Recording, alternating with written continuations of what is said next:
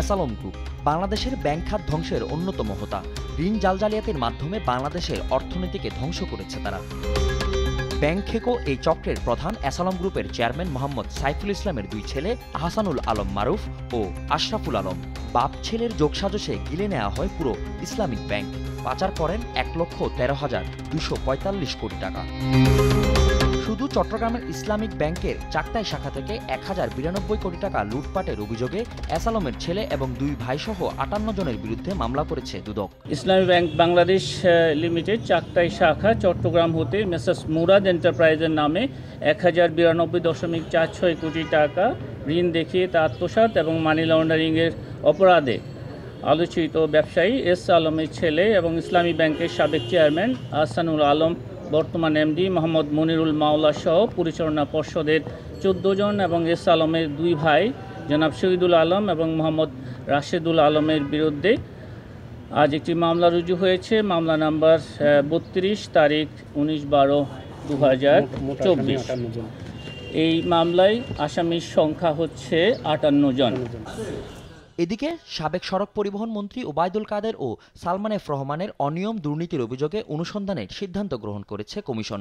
জনাব ওবায়দুল কাদের সাবেক সড়ক পরিবহন মন্ত্রী ও এবিএম আমিনুল্লাহ নূরী সাবেক সচিবের বিরুদ্ধে ১৩৭ বাস কেনা নিয়ে কারসাজির একটি অভিযোগের প্রেক্ষিতে দুর্নীতি দমন কমিশন অনুসন্ধানের সিদ্ধান্ত গ্রহণ করেছে। জনাব সালমান এফ রহমান সাবেক চেয়ারম্যান এবং জনাব শাহ আলম সারওয়ার সাবেক এমডি আইএফআইসি ব্যাংক পিএলসির বিরুদ্ধে ক্ষমতার অপব্যবহার, বিভিন্ন অনিয়ম ও দুর্নীতি সহ যথাযথ ঋণ প্রদান প্রক্রিয়া এবং ঋণ নিয়মাচার না মেনে জালিয়াতির মাধ্যমে উক্ত ব্যাংকের গুলশান শাখার Blue Moon trading limited, Axis বাণিজ্যি বিজনেস লিমিটেড এবং প্রিন্সিপাল শাখার গ্রাহক Everest enterprise, glowing construction and engineering limited, Vista international limited এবং স্কাই মার্ক ইন্টারন্যাশনাল লিমিটেডের অনুকূলে ১,৯০৭ কোটি টাকা ঋণ মঞ্জুর ও বিতরণ দেখিয়ে আত্মসাতের অভিযোগ ও অনুসন্ধানের সিদ্ধান্ত গৃহীত হয়েছে।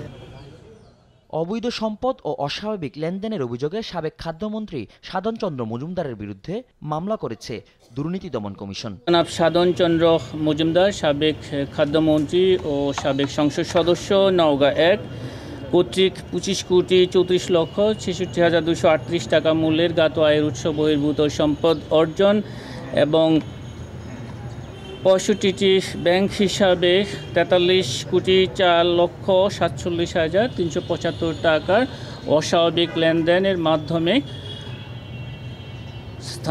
রূপান্তর হস্তান্তরের মাধ্যমে মানি লন্ডারিং অপরাধে দুর্নীতি দমন কমিশন আইন ২০০৪-এর ২৭(১) ধারা, দুর্নীতি প্রতিরোধ আইন ১৯৪৭-এর ৫(২) ধারা এবং মানি লন্ডারিং প্রতিরোধ আইন ২০১২-এর ৪(৩) এবং ৪(২) দ্বারা একটি মামলা রুজুর সিদ্ধান্ত গৃহীত হয়েছে এবং ইতিমধ্যে মামলা রুজু করা হয়েছে। মামলা নাম্বার ২১ তারিখ ১৯/১২/২০২৪। আদিত্য, দেশ টিভি, ঢাকা।